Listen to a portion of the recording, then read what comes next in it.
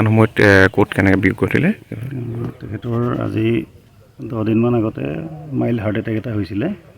আমি লৈ গৈছিলোঁ চুকাফা হস্পিটেললৈ।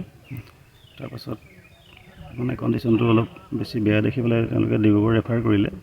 তাৰপিছত ডিব্ৰুগড় লৈ গ'লোঁ। ডিব্ৰুগড়ত তেখেতৰ মানে স্বাস্থ্যৰ অলপ উন্নতিও হৈছিলে আৰু তেখেতৰ ল'ৰা দুজন যিহেতু চাকৰি সূত্ৰে বাহিৰত থাকে, তো সিহঁতেও আহি পালেহি।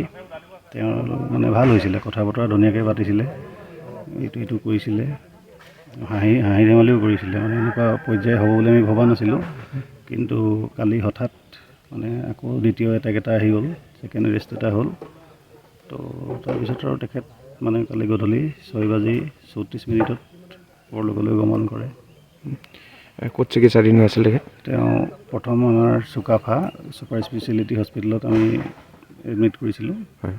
গতিকে তাত যিহেতু কাৰ্ডিঅ'লজি ডিপাৰ্টমেণ্ট নাই, তেওঁ কাৰ্ডিঅ'লজিৰ প্ৰব্লেম আছিলে। গতিকে আমি তেওঁলোকৰ মানে নিৰ্দেশ মৰ্মে ডিব্ৰুগড় স্বাস্থ্য মানে হস্পিটেললৈ লৈ গ'লোঁ। হয়। তো তেখেতে ডিব্ৰুগড় স্বাস্থ্য হস্পিটেলতে শেষ নিশ্বাস ত্যাগ কৰিছে। এতিয়া পৰিয়ালত কোন কেনেকৈ তেখেতৰ আছিলে? তেখেতেওতো এটা ডাঙৰ যৌথ পৰিয়ালৰ মানে সদস্য আছিলে, মুৰব্বী আছিলে। আমাৰ পৰিয়ালটো একচুৱেলি যৌথ পৰিয়াল, কিন্তু তেখেতৰ একদম নিজৰ পৰিয়ালৰ তেখেতৰ 2জন ল'ৰা আৰু 2জন ল'ৰা চাকৰি সূত্ৰে বাংগালোৰ বাসিন্দাই হ'ল এতিয়া।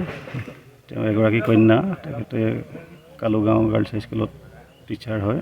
তেওঁ বিয়াও তালেই দিয়া হৈছে আৰু সেইফালৰ পৰা জীয়েকৰ নাতিনী আছে আৰু মানে ডাঙৰ ল'ৰাৰ এটা নাতি আছে।